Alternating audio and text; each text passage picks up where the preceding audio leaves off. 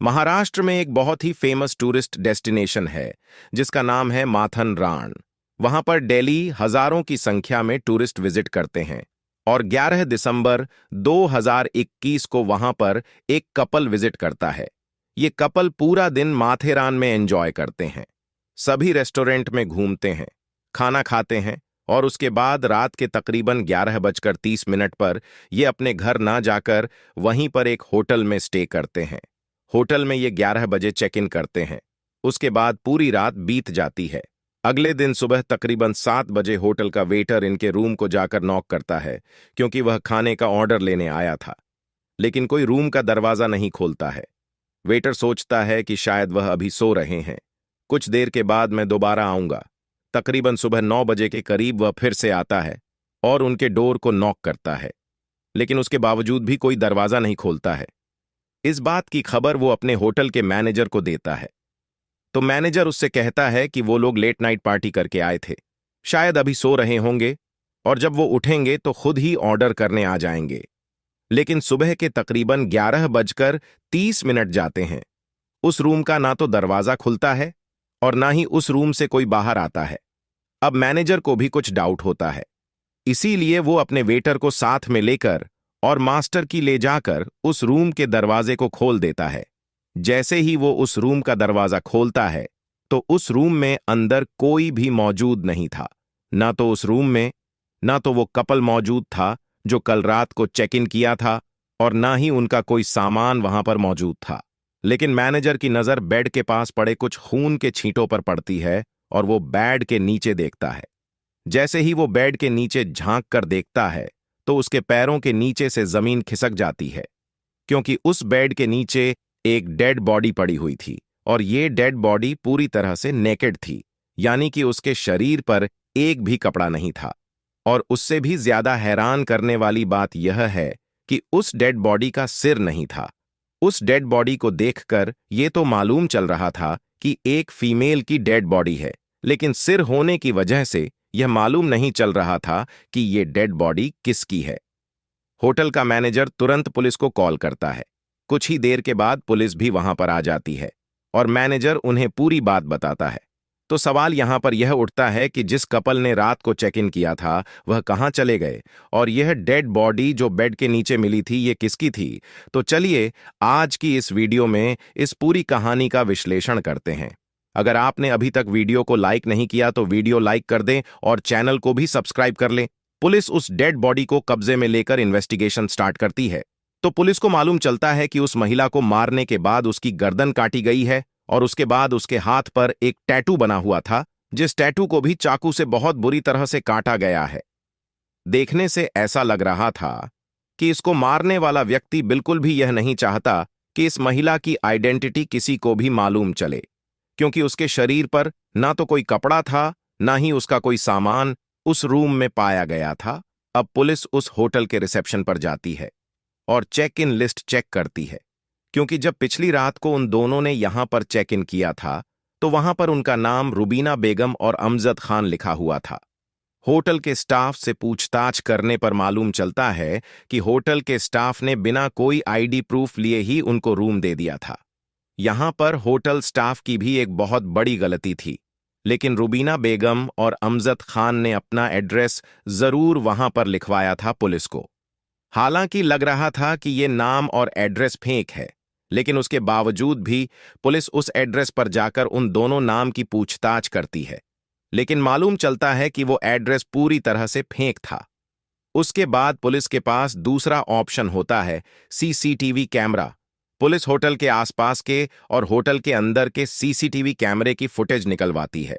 उसमें वो दोनों रात को चेक इन करते हुए दिखाई दे सकते हैं, लेकिन क्योंकि 2021 में कोविड का टाइम था, जिस कारण से उन दोनों ने फेस पर मास्क लगाया हुआ था, जिससे यह मालूम नहीं चल रहा था कि ये दोनों कौन हैं और ना ही उनका चेहरा दिखाई दे रहा था। अब पुलिस बाकी सारे सीसीटीवी कैमरों की जब फुटेज निकलवाती है तो वो दोनों होटल में आते हुए तो दिखाई देते हैं, लेकिन अगले दिन जाते हुए केवल वो लड़का दिखाई देता है। यानी कि सुबह तकरीबन 3:30 बजे और 4 बजे के बीच में वो लड़का होटल रूम से बाहर निकला था और उसने फेस पर मास्क लगाया हुआ था। उसकी कमर पर एक बैग लगा हुआ था और उसके हाथ में एक पॉलीथिन भी थी, और वो बाकी सीसीटीवी कैमरे में जाता हुआ भी दिखाई देता है। सभी सीसीटीवी कैमरे की फुटेज को जब मैच किया जाता है तो मालूम चलता है कि उस होटल से निकलने के बाद वह लड़का एक सुनसान पहाड़ी के इलाके में गया था और वहां पर जाकर उसने एक बैग को जो है खाई में फेंका था। अब पुलिस वहां पर इन्वेस्टिगेट करती है और थोड़ी ही मशक्कत के बाद पुलिस को वहां से एक पॉलीथिन बैग और साथ में एक हैंड बैग मिल जाता है। उस पॉलीथिन बैग में कुछ और नहीं बल्कि उस लड़की का कटा हुआ सिर था जिसकी डेड बॉडी होटल के रूम में मिली थी। अब यहां पर पुलिस को उस लड़की का चेहरा तो मिल गया था, लेकिन अभी भी एक मिस्ट्री बनी हुई थी कि ये लड़की कौन है और इसकी हत्या आखिर उस लड़के ने क्यों की।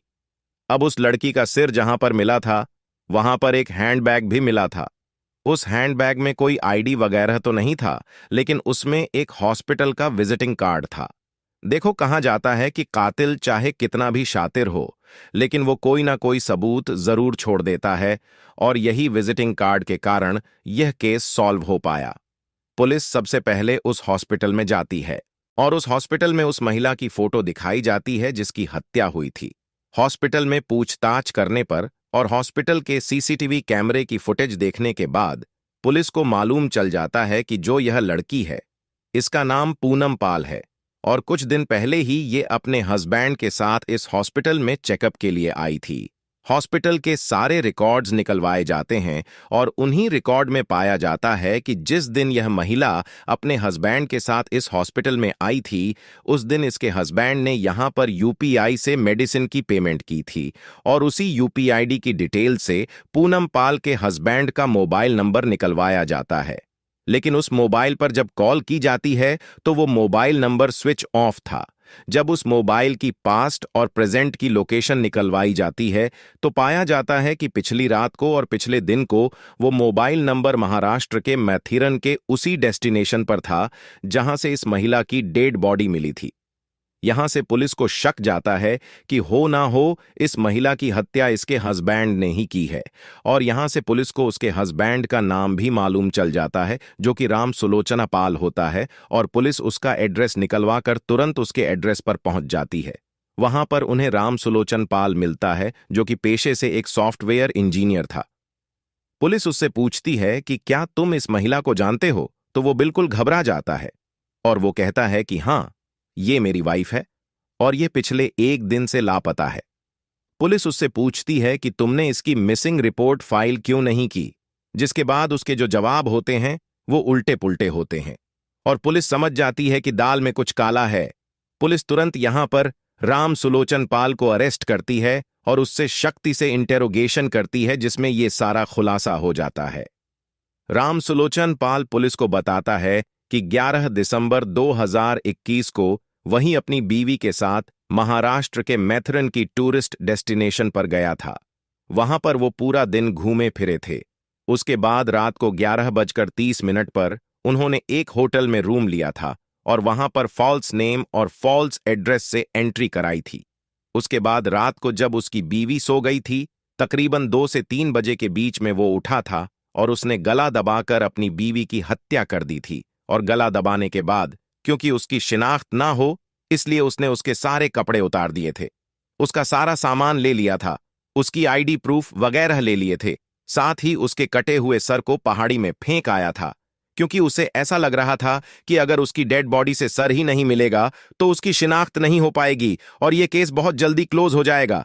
लेकिन अभी भी सवाल यह बना हुआ था कि आखिर राम सुलोचन पाल ने अपनी बीवी पूनम पाल की हत्या क्यों की थी।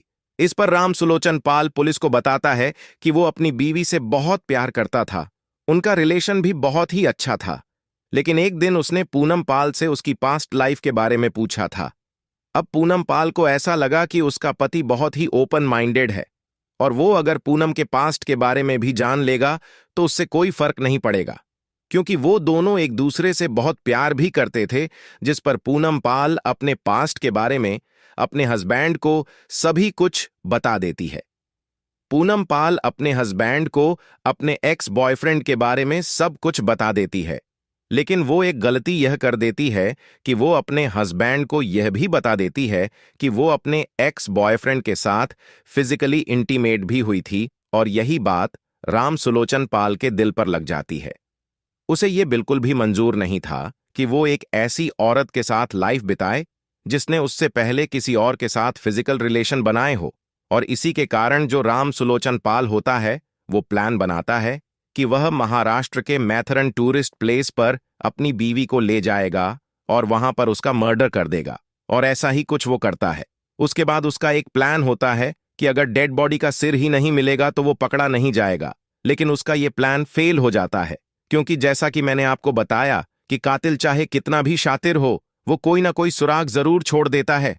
अगर उस टाइम पर वहां पर हॉस्पिटल का विजिटिंग कार्ड ना मिलता तो शायद राम सुलोचन पाल कभी पकड़ा ही ना जाता। लेकिन उसके बावजूद भी यह केस पुलिस ने 24 घंटे के अंदर सॉल्व कर दिया। आपने इस कहानी से क्या शिक्षा ली? कमेंट में अपनी राय जरूर दें।